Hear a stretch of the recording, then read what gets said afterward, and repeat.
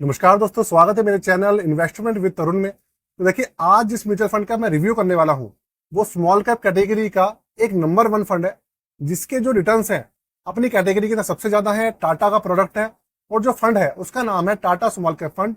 Direct plan और regular plan दोनों का हम ओवरऑल देखने वाले हैं कि भैया एक्चुअल में जो फंड्स हैं ये जो उसकी जो परफॉर्मेंस है अभी के समय में ये कैसी रही है। तो वीडियो बहुत ज्यादा इंफॉर्मेटिव है, किसी भी तरीके का रिकमेंडेशन या सजेशन नहीं है, ना किसी भी तरीके की एडवाइस है इस फंड को लेकर या किसी भी फंड को लेकर। ये जो पूरी की पूरी वीडियो होने वाली है डेटा एनालिसिस होने वाला है पिछले 6 साल का, मतलब 6 साल पुराना ये फंड है, तब से लेकर आज तक देखेंगे कि इसकी परफॉर्मेंस कैसी रही है, क्या ऐसा कारण है कि इसके जो रिटर्न्स है सबसे ज्यादा है अपनी कैटेगरी के अंदर। तो शुरू करते हैं। सबसे पहले वीडियो को लाइक कर दीजिएगा और चैनल को सब्सक्राइब कर दीजिएगा अगर अभी तक आपने नहीं करा है तो, और अपने दोस्तों को भी वीडियोस को शेयर कर दीजिएगा। दोस्तों देखिए, कंप्यूटर स्क्रीन आपके सामने चालू हो चुकी है और जो फंड है उसका नाम आपके सामने है Tata small cap fund direct plan. देखिए, सबसे पहली बात करेंगे इसकी रैंकिंग की। रैंकिंग है इसकी 4 स्टार। पहले जो इसकी रैंकिंग थी 5 स्टार हुआ करती थी, लेकिन अभी जो इसकी रैंकिंग है वो 1 पॉइंट घट गई है और 4 स्टार पे है। लेकिन 4 स्टार का आने का रीजन क्या है और क्या 4 स्टार आने की वजह से इसकी परफॉर्मेंस पे कोई फर्क पड़ा है, वो थोड़ा सा जानेंगे एक्चुअल में कहानी क्या है। थोड़ा सा पहले जो इसके फिगर्स हैं वो देखते हैं।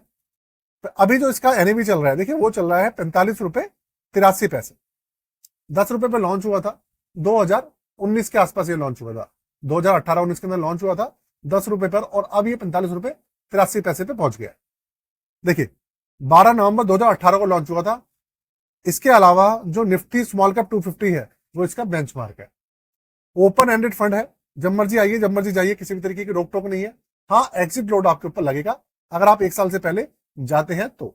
उसके अलावा जो एक्सपेंसिव रेशियो है इस फंड का वो है 0.33%, जो कि अपनी कैटेगरी के अंदर सबसे कम है, सबसे कम। इसके अलावा अगर मैं बात करूं 25.78% का सीएजीआर है इसके अंदर। ठीक है, 10,529 करोड़ का अच्छा खासा इसके अंदर क्या है, एयूएम है, 10,500 करोड़ से ज्यादा का एयूएम है। और इसके अंदर 100 रुपए से जो है मिनिमम एसआईपी शुरू हो जाती है। लमसम वगैरह इसके अंदर सब कुछ बंद पड़ा है। और इसके अंदर जो एग्जिट लोड है 1% है इसके अंदर, लेकिन एक खास सुविधा दी जाती है। खास सुविधा यह है कि अगर किसी को जरूरत है, इमरजेंसी है, तो वो टोटल इन्वेस्टमेंट का 10-12% पैसा, 12% पैसा बिना किसी एग्जिट लोड के निकाल सकता है 1 साल से पहले।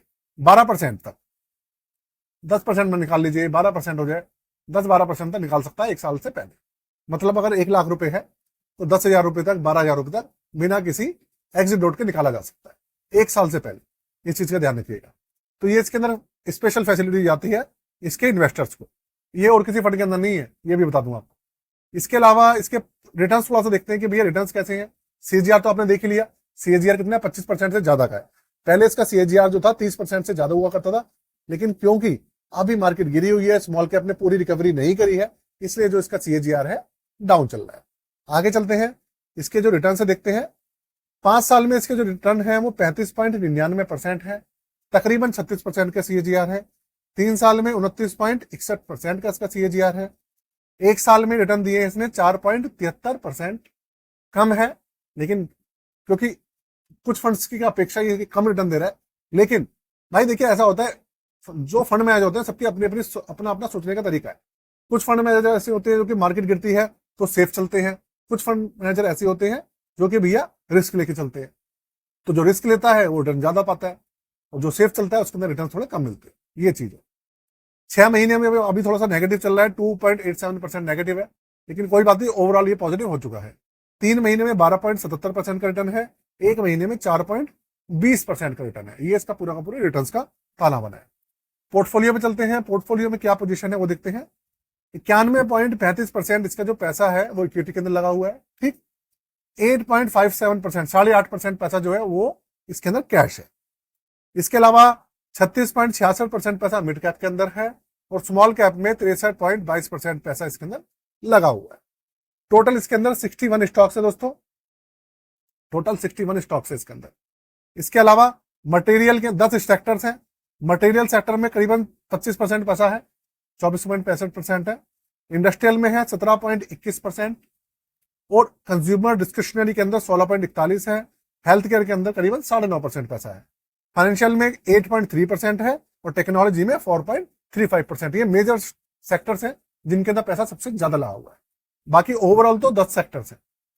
अगर बात करूं कंपनीज की, तो देखिए कंपनी सारी मिड कैप और स्मॉल कैप है, नाम लेकर कुछ फायदा नहीं है। तो ये इसका पूरा का पूरा पोर्टफोलियो एनालिसिस है, पोर्टफोलियो डाइवर्सिफिकेशन है।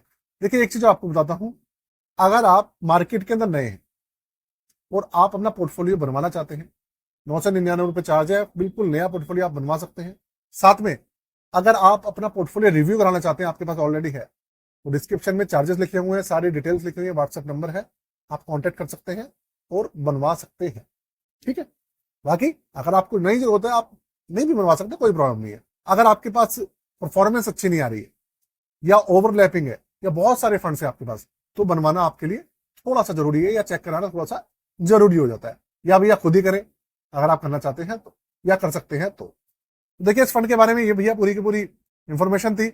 बात करें पॉजिटिव और नेगेटिव पॉइंट की, तो देखिए पॉजिटिव पॉइंट तो ये है कि भैया अभी तक 4 स्टार रैंकिंग का है, बहुत जल्दी 5 स्टार पे दोबारा से आ जाएगा, और CAGR वगैरह काफी अच्छे हैं, एक्सपेंसिव रेशियो काफी कम।